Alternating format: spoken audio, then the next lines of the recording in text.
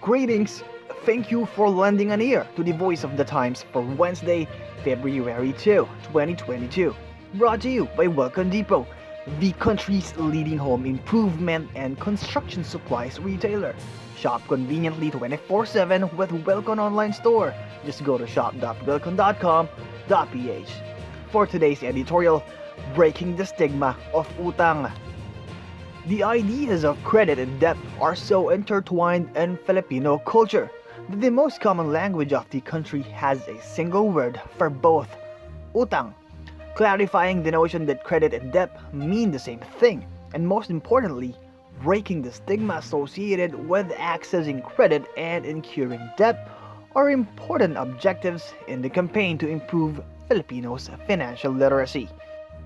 During the Manila Times Online Business Forum on Monday, Credit Information Corporation or CIC President and Chief Executive Officer Ben Baltazar provided some insights into why there is, as he put it, a negative stigma associated with credit as synonymous with financial hardship, mismanagement, and vulnerability, which shouldn't be the case.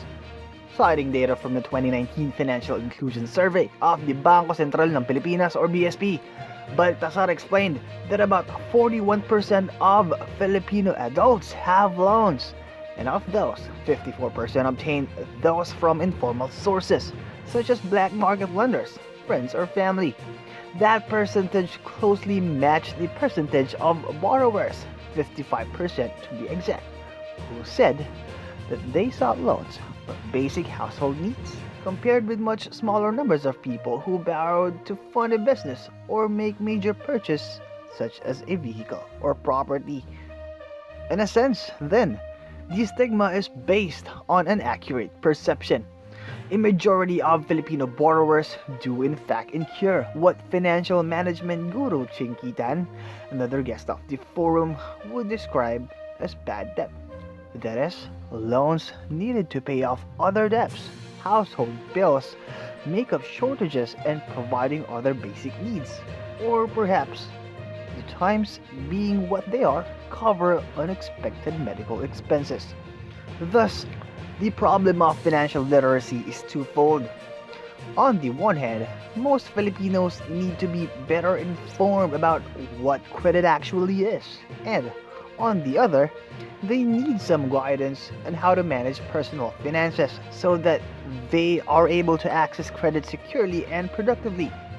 Shedding some light on these two needs was the precise objective of the business forum, and what was learned was both valuable and encouraging, though it did suggest some remaining gaps that need to be filled in the country's overall drive to improve financial literacy and financial inclusion.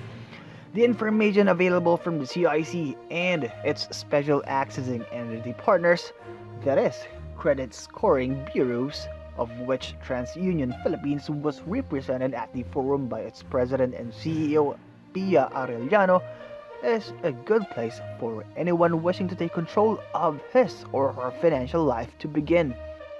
CIC gathers and consolidates credit-related data into a single report, which serves as a sort of financial CV for a potential borrower.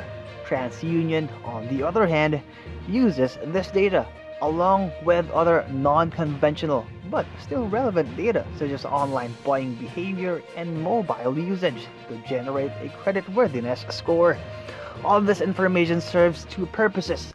From the point of view of potential lenders, it allows them to offer loans to a larger number of customers because it provides data that was not available before and eliminates or at least significantly reduces the need to impose requirements such as collateral and multiple document submissions that kept many people away from the organized financial system. From the point of view of customers, it gives them a very accurate view of their financial status, allowing them to address areas that might be problems. The challenges now are to inform more Filipinos that these valuable resources are available and explain what they mean to the average person, and then to improve public access to them. It is in these areas that work remains to be done. Although to CIC's credit, it is making steady progress in programs that will make individuals' consolidated credit information easier to obtain, such as directly through their banks or lending institutions. Improving financial education is the next step to help people use the information for their own benefit and remove the negative connotation from the idea of utang. We can do our part through efforts such as Monday's forum, but more effort is needed by the government and financial industry stakeholders as well. And that's the editorial for Wednesday, February 2, 2022. For more news and information, get a copy of the Manila Times on print. Subscribe to its digital edition or log on to www.manilatimes.net. Follow us on Twitter, Facebook, or Instagram, and listen to the voice of the Times.